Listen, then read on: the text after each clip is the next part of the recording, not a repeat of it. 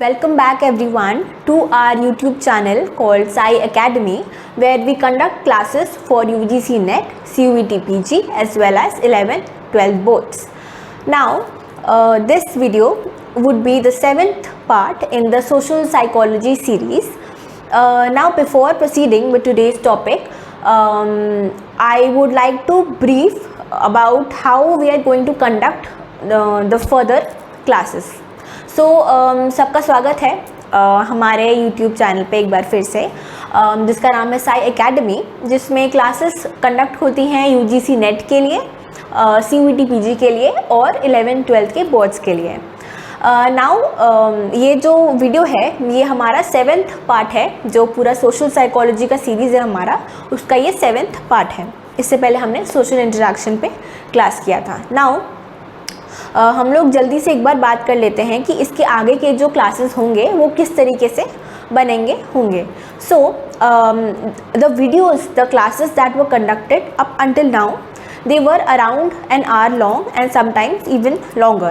So we have decided that we will try to make shorter classes, and the most important point here is that the questions that we were discussing in the end, the PYQs, so instead of putting those questions in the video, in the class itself at the end, instead we will conduct polls, YouTube polls, and there I will put up the questions and you have to answer them. जो videos हैं वो अभी तक आपने देखा होगा अगर, तो वो थोड़े बड़े थे, 1 घंटे उससे ज़्यादा. तो अब हम कोशिश करेंगे थोड़े वीडियोज़ छोटे हों, छोटे छोटे टॉपिक्स को हम लोग कवर करने की कोशिश करेंगे एक एक वीडियो में. और जो क्वेश्चंस हैं, सबसे इम्पॉर्टेंट बात जो लास्ट में हम ऐड करते थे, अगर आपने पहले के वीडियोस देखे हैं तो वो हम अब क्वेश्चंस जो PYQs हैं वीडियो में क्लास में ऐड ना करके हम लोग पोल, जो यूट्यूब का पोल होता है उसमें क्वेश्चंस डालेंगे और आप लोग अकॉर्डिंगली उसमें आंसर करिएगा. उसमें आपको ज़्यादा मज़ा भी आएगा. So this is how we are going to proceed with the further classes. Now we'll start with today's topic. So before we start with today's topic, I would like to ask you a question. आज का topic शुरू करने से पहले हम आपसे एक सवाल पूछना चाहेंगे. So tell me, when you help someone, when we help someone, can we always say that the reason for helping someone is that we want to,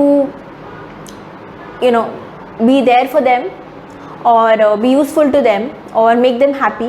Is that only the reason all the time, or do we also help people at times because that makes us feel better about ourselves, or maybe we will gain something by helping them? So can we say that we always help others for their sake, or could it also be for our sake?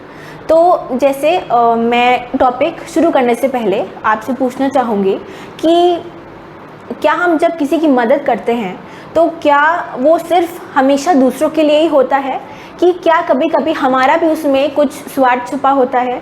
May be हमें खुद के बारे में अच्छा feel करने के लिए हम किसी की मदद कर रहे हैं, या मे बी हमें कुछ गेन मिलेगा, कुछ टैंजिबल गेन, कुछ फिजिकली, कुछ मे बी कोई मटेरियल गेन, या फिर मे बी हमें सिर्फ सेटिस्फैक्शन मिलेगा. तो किसी भी टाइप का हमें कुछ फ़ायदा हो रहा है, इसीलिए हम किसी की मदद कर रहे हैं.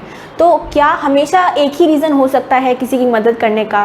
क्या क्या रीज़न्स होते हैं, क्यों हम लोगों की मदद करते हैं? तो वो हम पढ़ेंगे आज के टॉपिक में. तो हमारा जो आज का टॉपिक है वो है प्रो सोशल बिहेवियर और helping behaviour.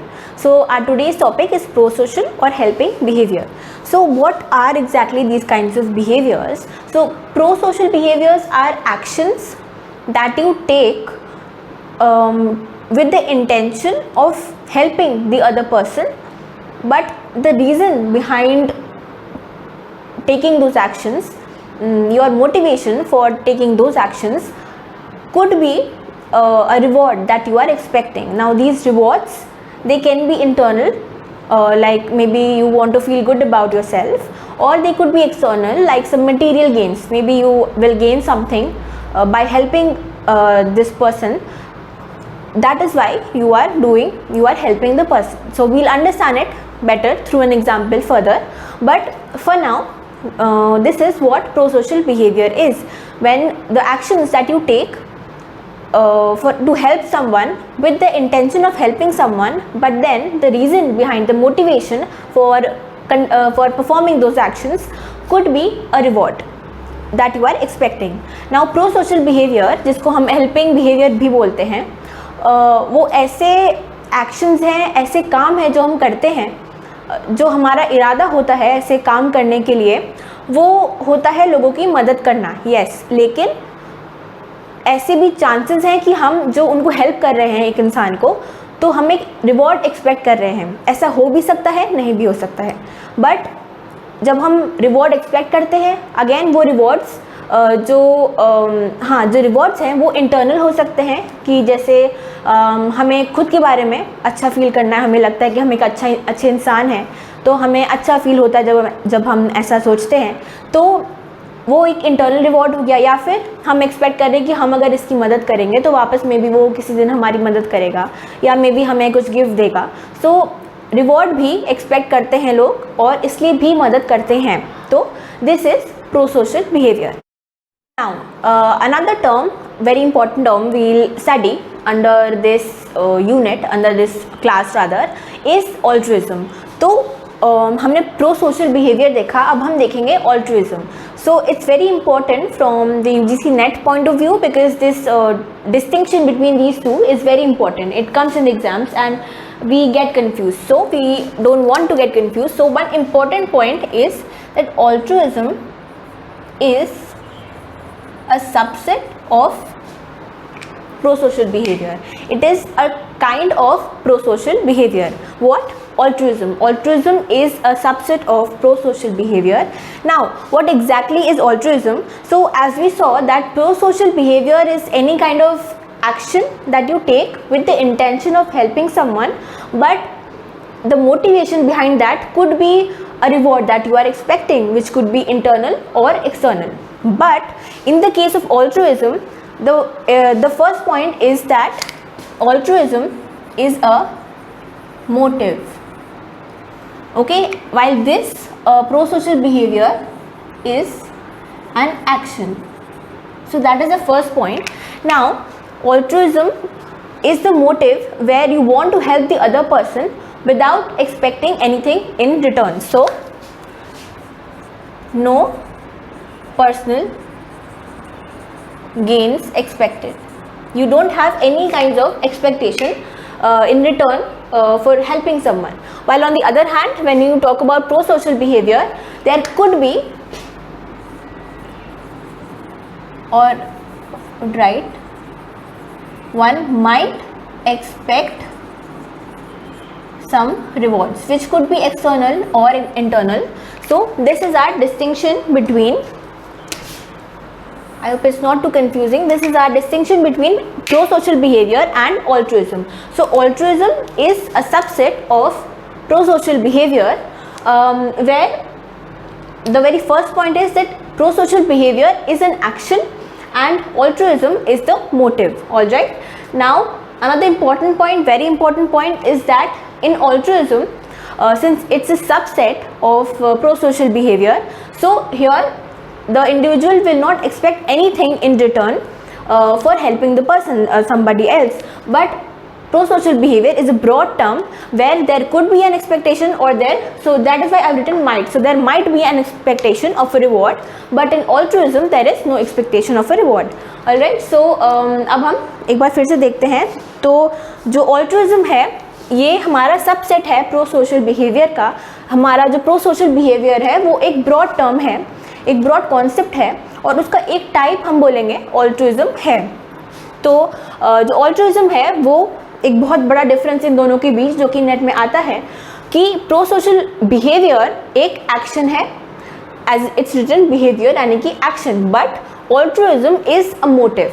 Now secondly, motive as in आपका क्या मोटिवेशन है एक एक्शन परफॉर्म करने के लिए, that is altruism. While pro social behaviour में आप एक एक्शन, आप एक कुछ काम कुछ करते हैं तो वो एक एक्शन होता है बेसिकली, और जो उसके पीछे का मोटिव है वो ऑल्ट्रुइज्म हो गया.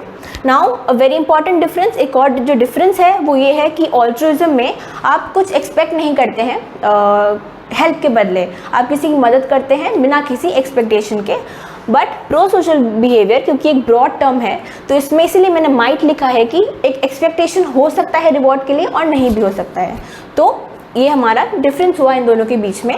प्रो सोशल बिहेवियर में you might expect some rewards, but in altruism which is a motive where there is no expectation of any sort of reward for helping the person. So this is a very important distinction between the two. Now we will understand this better through an example. So for the example, let's talk about altruistic behavior. So abhi tak we were talking about the motivation. Here the motive, the altruism would be a motive, while pro-social behavior was an action. Now we will talk about an altruistic behavior so that we can understand it better through an example.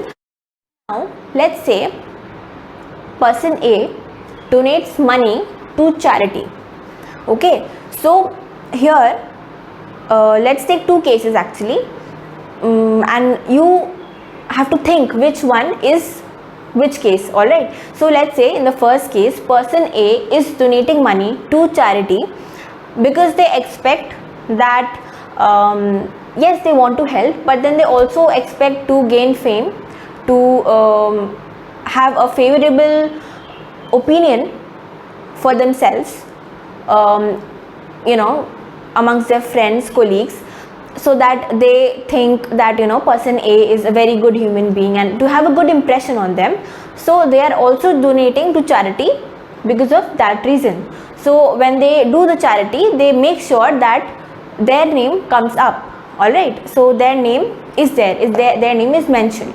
So this is the first case. While in the second case, there is person B who donates money to charity anonymously because they just want to help. They do not expect anything in return. So pretty obvious, I believe. So in the first case where there was an expectation of reward, there was an expectation of gaining popularity maybe, or having favorable opinions of themselves amongst their peers or their co-workers maybe. So since there was an expectation, that would be a pro-social behavior. Here the focus would be on action. All right, so that is pro-social behavior. Now it's not about actions, I'm sorry. So here we are trying to understand the difference. So in pro-social behavior, the person is expecting someone, so something, so that is why they are doing the job. Now in altruistic behavior, in the second case, the person B is not expecting anything, and that is why that would be an altruistic behavior. They just help for the sake of it because they want to help. तो हम एक example के through अब समझते हैं, जैसे हमने अभी तक ऑल्ट्रुइज्म पढ़ा, but what is an altruistic behaviour.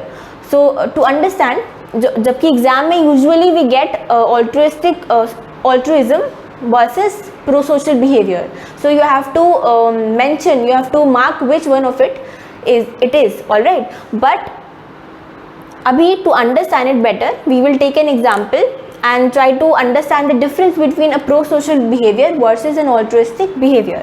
तो हम देखते हैं कि एग्जाम्पल लेते हैं कि जैसे A है, पर्सन A वो चैरिटी में डोनेट कर रहा है क्योंकि हाँ वो हेल्प करना चाहता है, बट ऑल्सो बिकॉज वो चाहते हैं कि वो मेक श्योर करते हैं कि उनका जो नाम है वो मेंशन हो, वो आए, सामने आए कि इस पर्सन ने, मिस्टर ए ने या मिसेस ए ने, मिस ए ने चैरिटी में डोनेट किया, क्योंकि वो चाहते हैं कि उनके जो दोस्त हैं, उनके जो कलीग हैं, उनको पता चले और वो सोचे कि इतने अच्छे इंसान हैं कि उनको रिकग्निशन मिले. But while on the other hand person B हैं जो चैरिटी में डोनेट करते हैं एनोनिमसली कि उनका नाम सामने ना आए, ये वो मेक श्योर करते हैं because they really want to help. तो सेकेंड केस में जो पर्सन बी है वो एक ऑल्ट्रुइस्टिक बिहेवियर दिखा रहे हैं because they do not expect anything, उनका कोई एक्सपेक्टेशन नहीं है, वो मदद करना चाह रहे हैं इसीलिए वो कर रहे हैं. वाइल जो प्रो सोशल बिहेवियर है वो हमारा केस ए है, इनफैक्ट पर्सन ए है जो एक्सपेक्टेशन रख रहा है रिकग्निशन का, इसीलिए वो प्रो सोशल बिहेवियर में आ जाएगा. So this is our difference between these two which is very important for when we will discuss questions, we will understand it better. अब हमने बात कर ली है कि प्रो सोशल बिहेवियर क्या होता है, उसके प्रो सोशल बिहेवियर और ऑल्ट्रुइज्म या ऑल्ट्रिस्टिक बिहेवियर के बीच का डिफरेंस क्या है, सिमिलैरिटी क्या है। तो अब हम समझेंगे कि क्या क्या मोटिवेशंस हो सकते हैं। जैसा कि हमने देखा ऑल्ट्रुइज्म एक मोटिवेशन है, बट और क्या क्या मोटिवेशंस हो सकते हैं, क्या क्या अलग हाइपोथेसिस, थ्योरीज, मॉडल्स बनाए गए हैं ये समझने के लिए कि आप एक प्रो सोशल बिहेवियर, एक इंसान, आप में कोई भी एक प्रो सोशल बिहेवियर क्यों करेगा, किसी को हेल्प क्यों करेगा। So now that we have tried to understand what pro social behaviour is, what altruism is, what altruistic behavior is. So now we will try to understand through different theories, different hypotheses, different models, that what could be the reasons, our motivations for helping someone. So we'll discuss 5 different models or hypotheses that were suggested for understanding helping behavior. हम 5 models या models ही बोलेंगे उनको, या फिर hypothesis समझेंगे जो दिए गए हैं, समझने के लिए रादर कि प्रो सोशल बिहेवियर क्यों किया जाता है। तो in order to save us some time I have already mentioned the different models that we going to discuss right now. तो थोड़ा टाइम बचाने के लिए हमने सारे मॉडल्स को ऑलरेडी यहाँ पे लिख दिया है। सो सबसे पहला हमारा है एम्पैथी ऑल्ट्रुइज्म मॉडल, जिसमें as the name suggests empathy जब हम फील करते हैं किसी के लिए।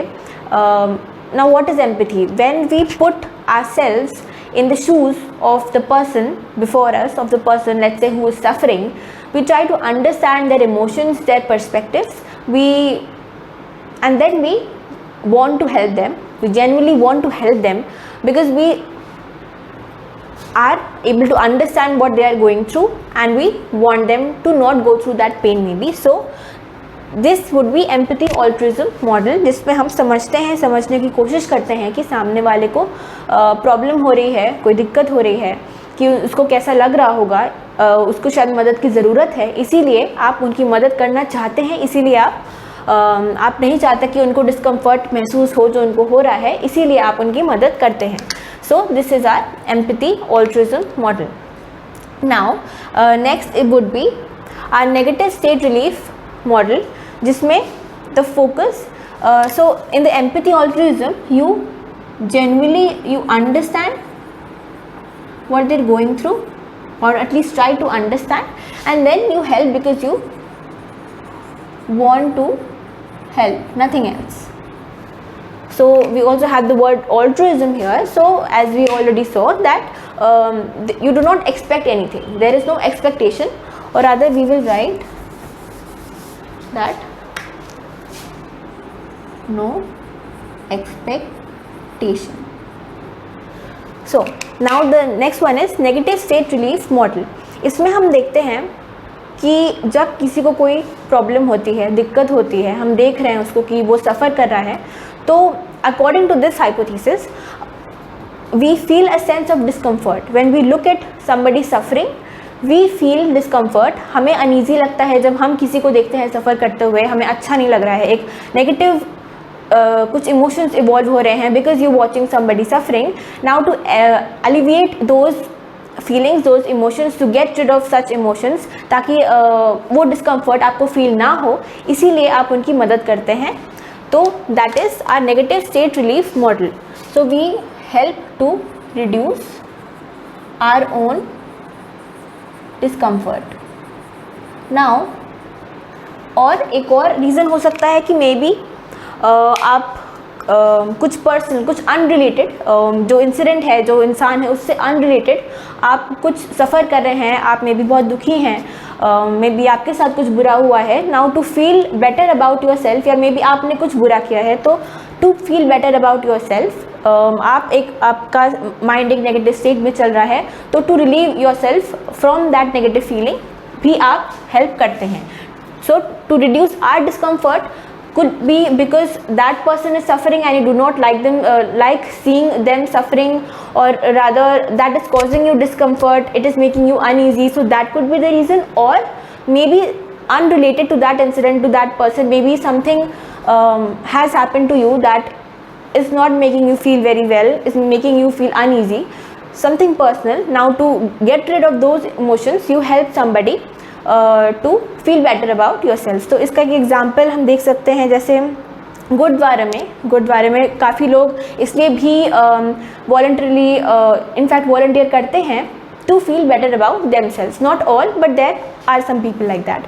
So to reduce our discomfort, we help people. So now third one is empathetic joy hypothesis, where quite opposite, quite contradictory to the second one, is that when we help others and when we see that they feel better, we feel joy. तो हम जब किसी की मदद करते हैं तो ये सेकेंड मॉडल का काइंड ऑफ ऑपोजिट हो जाएगा कि जब हम किसी की मदद करते हैं और उनको खुश देखते हैं तो उनको खुश देख के हमें खुशी मिलती है. तो in their happiness we feel happy, we find happiness. So that is why we help others. So how should we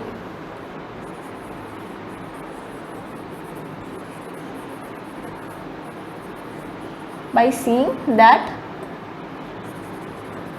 they are they are happy or joy, or they are not suffering anymore. तो उनकी खुशी में हमें खुशी मिलती है kind of. तो इसीलिए हम हेल्प करते हैं. नाउ कॉम्पिटिटिव ऑल्ट्रुइज्म में we expect something, could be again tangible or intangible, and because of that expectation you help them. You expect some reward that we talked about initially. That is what pro-social behavior could also be, as we saw that one of the motivations for pro-social behavior could be the rewards. Now when you are helping someone solely because of those rewards that you are expecting, maybe तो जो competitive altruism है इसमें आप कुछ expect करते हैं, जैसे कि मे बी फेम, आप किसी की हेल्प कर रहे हैं, मे बी चैरिटी का जैसे हमने एग्जाम्पल लिया, तो आप किसी की हेल्प कर रहे हैं और आप एक्सपेक्ट कर रहे हैं कि आपका नाम होगा, लोग फेमिलियर होंगे आपसे, आपकी इज़्ज़त बढ़ेगी, रिकग्नाइज़ करेंगे आपको, तो इसीलिए आप हेल्प कर रहे हैं. या फिर मे बी आप अपने बॉस की हेल्प कर रहे हैं उनके पर्सनल काम के लिए, ताकि आपको कुछ गेन मिले, आपको फेवर मिले एक बॉस से. तो इसीलिए जब आप ऐसी चीज़ों के लिए किसी की हेल्प करते हैं for some personal gains, there is personal gain that you expect, some external rewards that you expect. It's not always external, could be internal as well. So we'll just write rewards that you expect. That is why you help. So that is our our competitive altruism.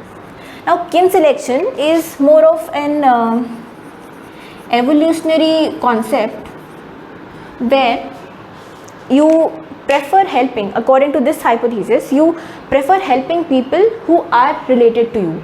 So relatives, or anybody that is related to you, could be your cousins, could be your parents, your anybody that is related by blood with you.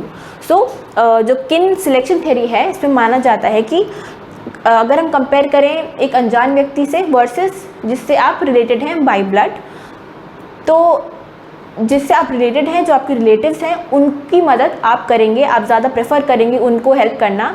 May be आपका खुद का नुकसान हो रहा हो, even at that cost you will want to help the person who is related to you. Now why would you do that? So that your own genes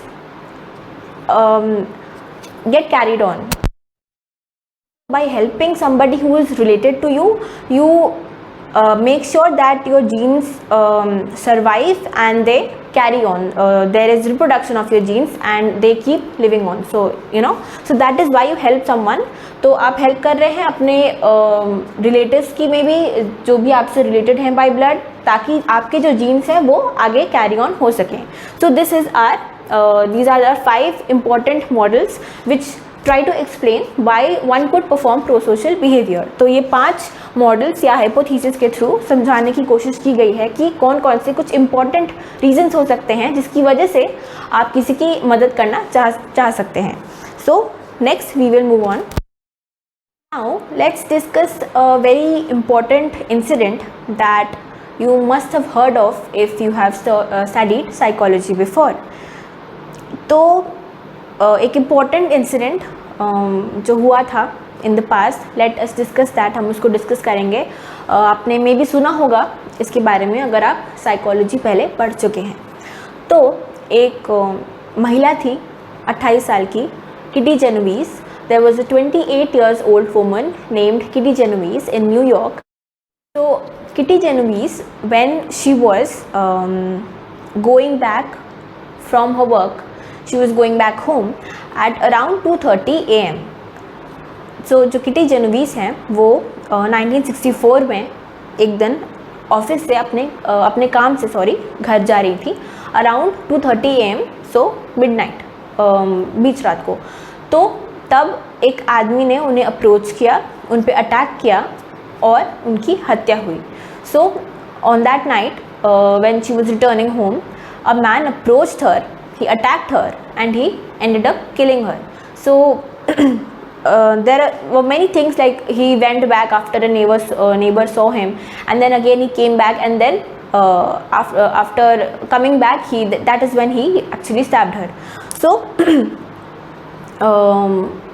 जो ये case है जिसमें हमने देखा कि बीच रात को वो जब वापस आ रही थी, एक आदमी आया, उन्होंने उस पर अटैक किया और उनकी हत्या कर दी.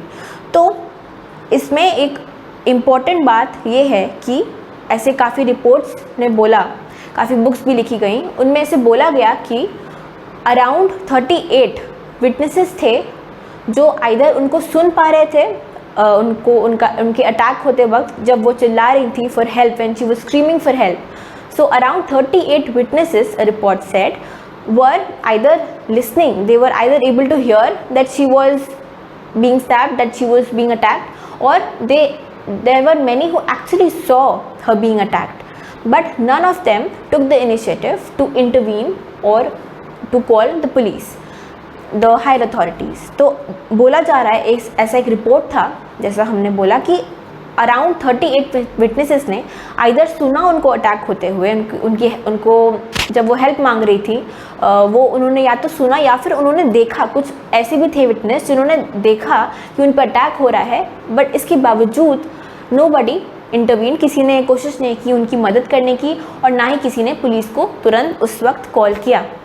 तो ऐसा क्यों होता है? इस केस में हमने समझाया कि इमरजेंसी सिचुएशंस में ऐसा भी पॉसिबल है, such is a human behaviour, that in emergency situations there are chances कि you will not help somebody. Emergency में भी आप किसी की मदद नहीं कर सकते हैं, ऐसा भी हो सकता है. और क्यों होता है ये हम एक बहुत इम्पॉर्टेंट कॉन्सेप्ट से समझ सकते हैं, जो कि है bystander effect. So now what is that? Bystander effect हमें समझने में हेल्प करता है कि जो हुआ किटी जेनोवीस के केस में, कि लोगों ने रिपोर्ट नहीं किया, इंटरवीन नहीं किया, वो क्यों हो सकता है. सो बाईस्टैंडर इफेक्ट में we see whenever in an emergency situation, whenever many people are present around us, our sense of responsibility reduces. Bystander effect तब होता है जब एक इमरजेंसी सिचुएशन में, so in emergency situations we are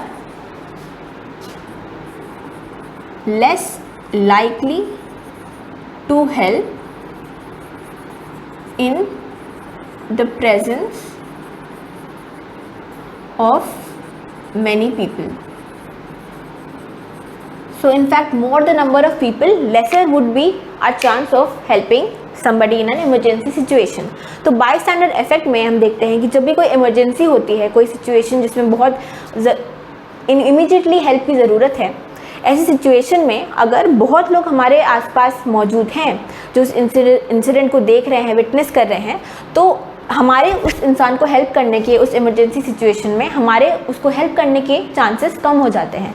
in fact जितने ज़्यादा लोग होंगे उतने हमारे चांसेस कम हो जाएंगे. तो इसी के अंडर इनफैक्ट बाईस्टैंडर इफेक्ट को जो एक्सप्लेन करने में हेल्प करेगा वो एक कॉन्सेप्ट है डिफ्यूजन ऑफ रिस्पॉन्सिबिलिटी,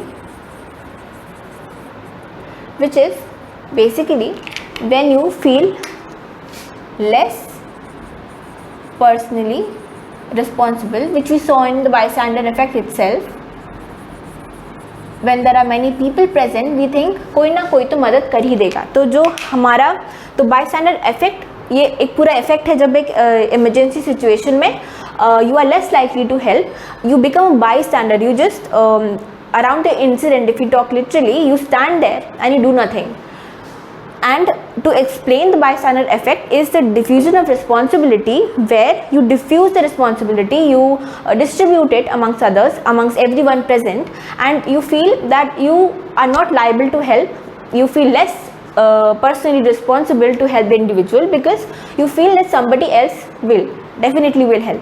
तो डिफ्यूजन ऑफ रिस्पॉन्सिबिलिटी में जैसे हमने देखा बाइस्टैंडर इफेक्ट में, एक जब इमरजेंसी सिचुएशन होता है तो हमें लगता है कि कोई ना कोई हेल्प कर देगा, इसलिए हम नहीं करते हैं. इनफैक्ट जितने ज़्यादा लोग प्रेजेंट होते हैं उतना ही कम चांस होता है हेल्प करने का.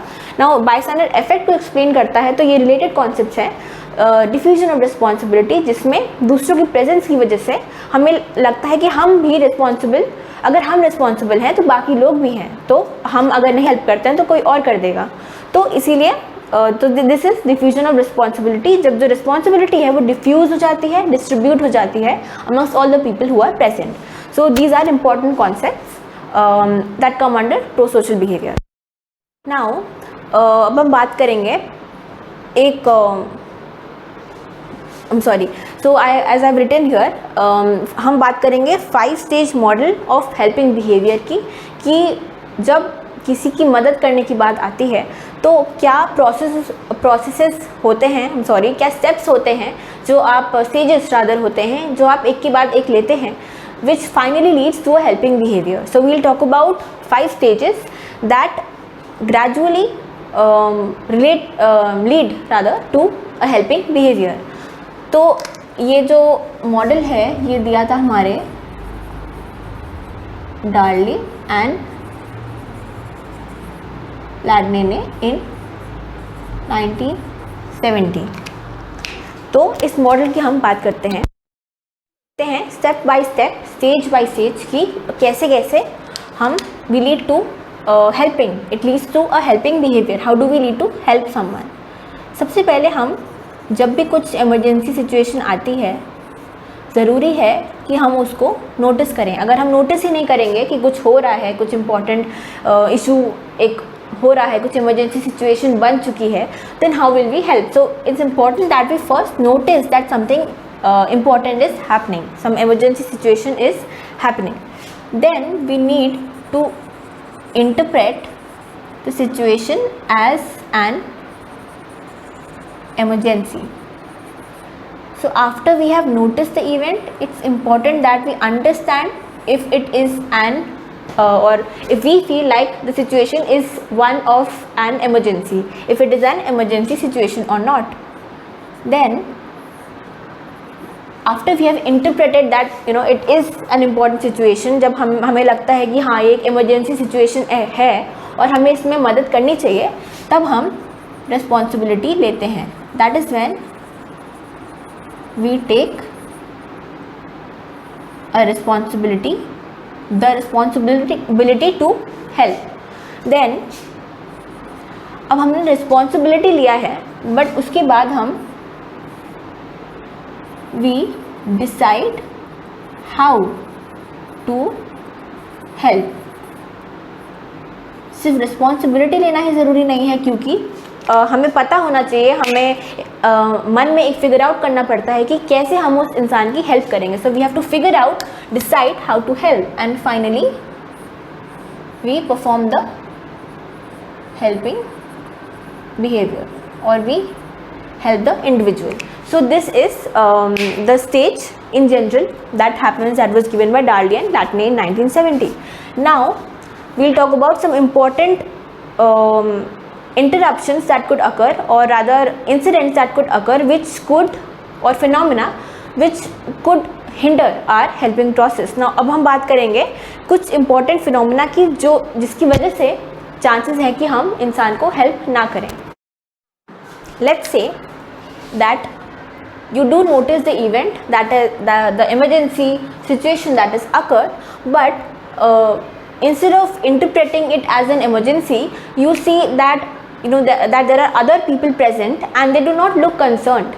तो आपने नोटिस कर लिया इवेंट को, बट फिर आप अपने आसपास देखते हैं और जो बाकी लोग हैं वो कंसर्न नहीं लग रहे हैं, वो नॉर्मल अपना day to day life carry on कर रहे हैं। तो फिर आप जो करेंगे उसको बोलेंगे हम प्लूरलिस्टिक इग्नोरेंस। आप प्लूरलिस्टिक यानी कि क्योंकि सिर्फ आप नहीं, बाकी लोग, इनफैक्ट बहुत सारे लोग क्योंकि इग्नोर कर दे रहे हैं उस इंसिडेंट को, in fact even if one person there is beside you जो ध्यान नहीं दे रहा है, कि जो उस इवेंट को इतना इम्पोर्टेंस नहीं दे रहा है, तो इसलिए फिर आप भी, तो वो इंसान भी और आप भी, आप लोग मिलके उस सिचुएशन को इग्नोर कर देंगे। आपको लगेगा कि कोई और अगर ध्यान नहीं दे रहा है तो फिर मैं क्यों दूँ, मे बी इमरजेंसी सिचुएशन है ही नहीं। So that is our pluralistic ignorance that can happen after we notice the event. If we do not interpret the situation as an emergency, in fact we will not interpret it as an emergency if we choose to ignore it, or if we ignore it because everybody else is ignoring it as well. Now when it comes to, let's say we have noticed the event, we have interpreted it as an emergency situation, but what happens is what we studied in the Kitty Genovese's case. There is diffusion of responsibility.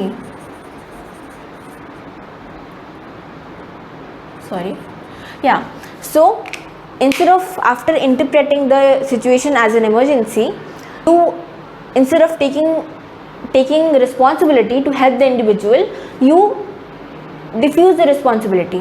आपको लगता है इतने सारे लोग present हैं, वो notice कर रहे हैं, इट्स नॉट प्लूरलिस्टिक इग्नोरेंस, जो लोग खड़े हैं वो नोटिस कर रहे हैं, आप भी नोटिस कर रहे हैं, बट क्योंकि इतने सारे लोग खड़े हैं तो यू डिसाइड कि आपको हेल्प करने की ज़रूरत नहीं है, कोई और तो कर ही देगा। So that is diffusion of responsibility where you do not choose to take responsibility. So this is there, this happens. So if this happens, if diffusion of responsibility happens, you will not reach to the third stage. Now let's say you have reached to the third stage where you have interpreted the situation as an emergency, फिर आप responsibility लेते हैं। Let's say that you have taken responsibility, but now you realize that you lack competence to help. तो आपने अब responsibility ले ली है, आप अब तैयार हैं उसको हेल्प करने के लिए, आप चाहते हैं उसको हेल्प करना, बट फिर आपको रियलाइज़ होता है कि आप उसको हेल्प करने के लिए सक्षम नहीं है, बिकॉज लेट्स से उसको एक मेडिकल हेल्प की ज़रूरत है और आप इस टाइम उसको जो फर्स्ट एड है वो तुरंत नहीं दे सकते, बिकॉज मे बी आपको नॉलेज नहीं है। तो because you lack the competence, because you are not maybe well versed with what you should do in such a situation, that is when the process will stop here and you can no more decide how to help because you do not have the competence. So if you do not have the competence, you cannot help. Now let's say you have the competence, you have decided how to help, आप सक्षम हैं let us से help करने के लिए, और अब आप हेल्प करना चाह रहे हैं, अब आप सोच रहे हैं कैसे हेल्प करें, बट फिर आप रियलाइज़ करते हैं मे बी आपको ऑफिस जाना है या स्कूल जाना है, कॉलेज जाना है, बट आपको लेट हो रहा है। तो अब अगर आप हेल्प करते हैं उनकी तो बेसिकली आपका नुकसान हो जाएगा। अगर आप so if you getting late for your office और your college, then there are chances if you help the individual, the person, the situation, if you try to help, you will be late, so you are already running late, so the situation will be worse for you. So this is a cost. Now you realize that the costs exceed your rewards. Now the reward need not be again nothing material, it could be that maybe you just wanted to help them, तो may be जो reward है ज़रूरत नहीं है कि ज़रूरी नहीं है कि वो कुछ मटेरियल चीज़ ही हो, मे बी आपको खुशी मिलती है अगर वो आप उनकी हेल्प कर पाते हैं, लेकिन क्योंकि जो कॉस्ट है यानी कि आप और लेट हो जाएंगे अपने ऑफिस में या कॉलेज में, तो वो कॉस्ट ज़्यादा है कि अगर आप उनकी हेल्प की आप लेट हो जाएंगे, आपका नुकसान होगा। इसीलिए आप जब आप डिसाइड कर लेते हैं कि कैसे हेल्प करना है, बट फिर आप सोचते हैं कि क्या हमें हमारा कोई नुकसान हो रहा है उसमें, अगर आपका नुकसान हो रहा है फिर आप हेल्पिंग बिहेवियर नहीं दिखाएंगे, बट अगर आपका नुकसान नहीं हो रहा है, अगर आपका उसमें रिवॉर्ड ही मिल रहा है, एटलीस्ट कोई नुकसान नहीं हो रहा है। जब आप अपने कॉस्ट और रिवॉर्ड्स को वे करते हैं, when you weigh your cost and rewards, when you compare them and you see that your cost are not more than your rewards, that is when you actually choose to help. So this is our 5-stage helping behavior model, and these are some important concepts that could hinder the helping behavior. So this is it for our today's topic. ये हमारे pro social behaviour यहीं तक था। इसके बाद की class में we will talk about aggression. We will talk about aggression in the next class. The questions related to these topics, the PYQs, we will discuss through polls. Rather, we will not discuss, we will upload them on the YouTube polls and you have to answer them there. So if you have any questions related to the questions, the PYQs, or our topic, we can discuss it in the next class. So तो जो question है इसके, जो PYQ हैं, वो हम YouTube के poles पे डालेंगे, तो वो आपके लिए थोड़ा इंटरैक्टिव भी रहेगा, थोड़ा फन रहेगा करने में, तो वहाँ पे आप सॉल्व करेंगे और उससे रिलेटेड कुछ भी क्वेश्चंस हुआ तो हम नए जो नेक्स्ट क्लास होगा उसमें डिस्कस करेंगे। आप कमेंट्स में डाल सकते हैं इसके। So if you enjoyed studying with us today, I hope you learned a lot, and if you enjoyed it, please do like, share and subscribe. अगर आपको समझ आया, अगर आपने इन्जॉय किया तो प्लीज़ लाइक, शेयर और सब्सक्राइब करें हमारे चैनल को। और हमारे साथ आप जुड़िए। हम UGC नेट का जो कोचिंग है हम लोग ऑफलाइन भी करते हैं, so you can join us, you can contact us on the numbers given in the description. So thank you so much. I hope you have a nice day ahead. Thank you.